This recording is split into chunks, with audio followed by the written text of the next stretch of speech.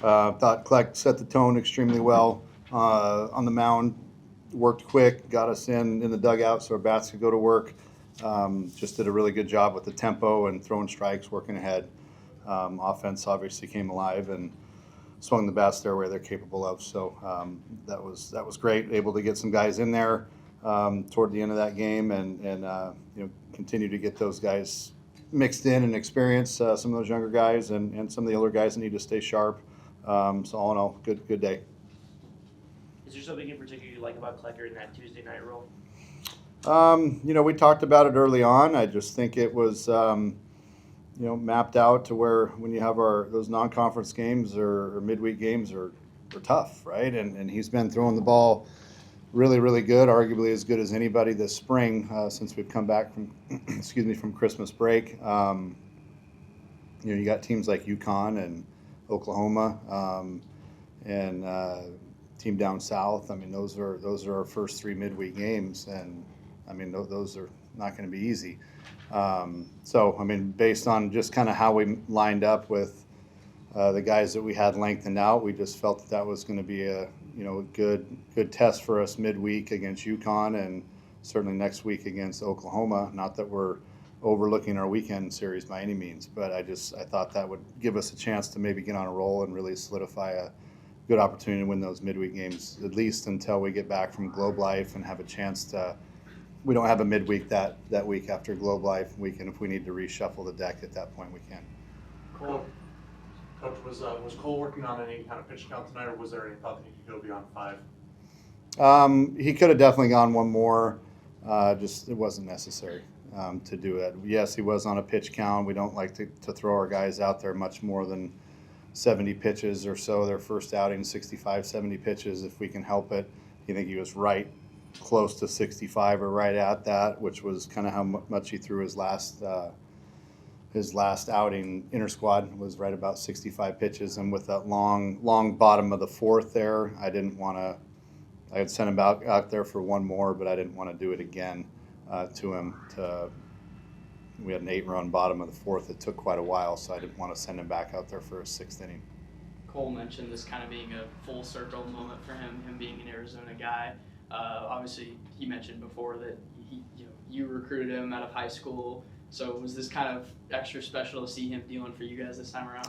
Yeah, that little shit should have committed to us right out of the gates, but I'm happy for him. It was pretty cool to see him out there, and yeah, we swung and missed on him the first time and couldn't land him, but then things kind of came full circle. We had the opportunity in the portal for him, and I think he was eager to have the opportunity to come back home and finish it out here if the draft didn't work out. So I mean, lucky for us, we got an opportunity to get him, and he threw the heck out of it tonight. We're pumped to have him. So he's gonna. I believe he's gonna have a huge year for us, and tonight was a good start. Coach, you lost y'all 7 home run leaders from last year, and through these first 4 games, y'all have 10 home runs. What's that kind of like knowing you got the right guys to replenish that offensive production? I think getting the right players and then just continuing to stay to our approach, our offensive plan, and we've produced a lot of good hitters here at ASU over the years, and this is a ballpark where you come in and you're confident swinging the bats, and this team's no different. We went out and recruited, in our minds, good players that would come in and fit our mold and our style that we like to teach. These guys are starting to buy into it and hopefully starting to get it, because we're going to need these guys to swing the bats as we continue to go throughout the year. And with the arms that we feel like we have, if we can put these things together, we got a shot. Going off of that, you've only hit 10 home runs or more through the first 4 games once since 2012. Does that surprise you at all, knowing that people you have in that locker room, that this is on pace to be one of those dominant ASU offenses?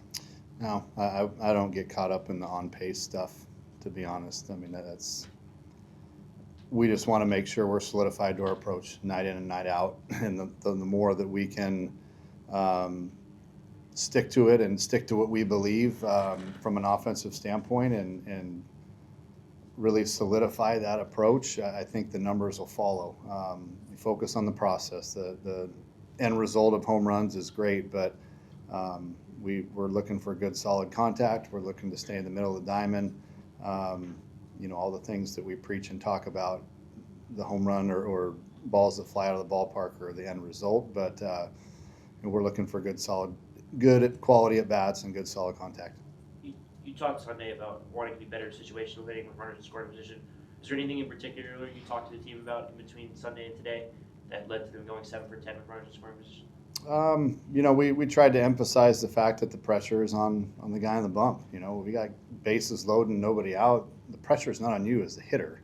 It's on the guy on the mound. He's the one that's pitched himself into that problem. So don't give in, right? Don't start chasing his stuff off the plate and down below the zone. Get him up in the zone and relax and stay in the middle of the field. So just tried to, again, simplify it when things go, when the game speeds up or things have an issue with something, whatever, if you want to call it an issue, the best way to do things in our mind is to simplify, right? Ready for the heaters, he's been up in the zone and go, and don't overthink it. So guys did a much better job tonight. Coach, can you speak to Landon's performance here tonight with 7 RBIs and a grand slam? Yeah, I mean, it was outstanding. We needed, we had a couple of big hits there. I think a double with 3 runs, and then of course the slam there as well. But it's Landon's gonna have big days for us. He's had big days in the past. That's not gonna be the last one he has, I don't think. So again, just sticking to his approach, doing what he does best. Got to pitch up in the zone and didn't miss it. Is it encouraging to see the way the offense had both the firepower with the home runs, but also just being able to keep the line moving and have those long innings? Yeah, it is, and for me, that's what the encouraging part is we're trying to beat teams in different ways. We're not always going to be able to sit back and crank out home runs. We're going to have to be able to move runners. We got to be able to hit and run, steal bases when the situations present itself. Be smart on the base paths, execute when we have to. So just trying to add different layers to the game to where we don't just become one-dimensional.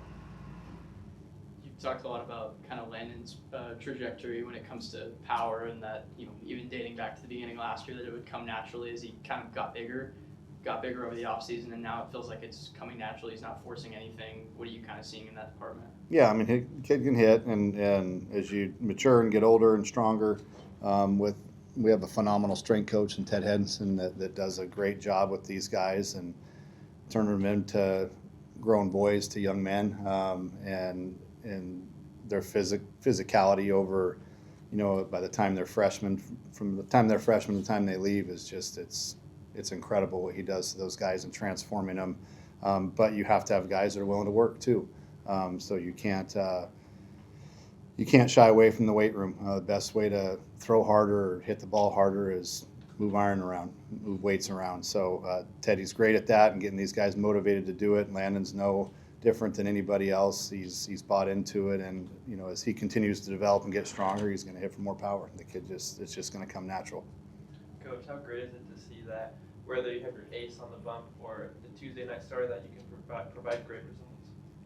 I've kind of said this before. I mean, Kleck could just as easily be our Friday night guy. He is, had a little bit of a slow start in the fall, but again, I said it countless times this spring, he's arguably been our best guy this spring. So, but it's nice to have that depth to where you can you're not spitting and gluing when you get to the midweek game. You have a bona fide guy that's going to be pretty good going on the midweek game, because as you know, those games are tricky, man. You show up and you have teams that are scrappy, that play hard. I believe UConn's going to win a ton of games this year. I mean, they have guys up and down the lineup that can swing the bat a little bit, and I think those guys have been indoors for a lot of the spring with the weather that they've had back there. So once they find their stride, they're going to be a tough team, I think, down the road. When they start facing these other teams and start getting their timing, they'll be solid, as well as Omaha. It was good to see Omaha went down and beat U of A tonight, which it's like, yeah, that's pretty cool. Like we had our problems with them, and then they go down and win those midweek games. They're never easy. So to have a bona fide guy that can come out and give you a good solid start like Kleck did tonight, where the tempo is good, working fast, throwing a lot of strikes, you don't have that lull as sometimes you get on a midweek. The guys talked about the jaunting from the crowd throughout the game. How do you kind of manage that and navigate that as a manager? The what's that? The jaunting, like the fans in the crowd. Great to have them, right? Great to have them on our side. Great to have them here in Muni and have a nice crowd here on a Tuesday. I think as the weather continues to warm up, hopefully we continue to pack it, whether it's the weekend or midweek games. It's awesome to have fans out here, and I've said it before. That's one of our best recruiting tools, to have our fans come out and support us, and they're seeing good baseball right now, and hopefully we can keep that going for them. Yeah, you talked about competition all throughout the off season, and we got 15 people to get at-bats today, so that kind of gives them the opportunity for proving why they might want to get some of these spots, whether or not they were in the starting lineup. What do you see from those people that came off the bench today? It's one really impressive thing that we noted as a team in there is, we were up 10 runs or 10 or 11 runs there, maybe even more, and we had a kid, Matt Polk, who's done a great job this spring and fall, and gets up there and gets some time late in the game, comes up for an at-bat, hits a grounder to short and beats it out. Right, and to me, that's impressive. That's awesome that you got a senior that's playing hard, getting his opportunity, going there and not pouting that he hit a ground ball to short. Instead, he's busting ass down the line and beats it out. Like that's Sun Devil baseball in my mind. Like, we're gonna play 27 hard outs regardless of what the score is. That was cool to see. So guys like that are gonna keep getting opportunities. Regardless of the score, my goal is for these guys to go out and play the game hard and try to play it the right way. And regardless of who's starting and who's coming off the bench, we're going to need guys in depth as we move down the road in this season. We're going to need more than our starting 9. We're going to need 13 or 14 guys to contribute and be ready. Rolick struggled in the series against Omaha, but he came up tonight and went 3 for 3 with his first home run of the year. What did you see from him? I'm not overly worried about him. I mean, the kid hit 360 last year in our conference.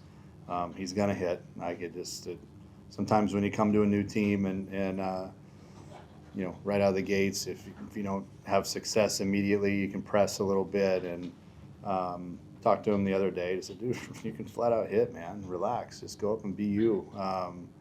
And he can. I'm not worried about him putting together a solid year. He's going to be really good. So tonight was just the first part of him starting to be the Austin Rolick that we know.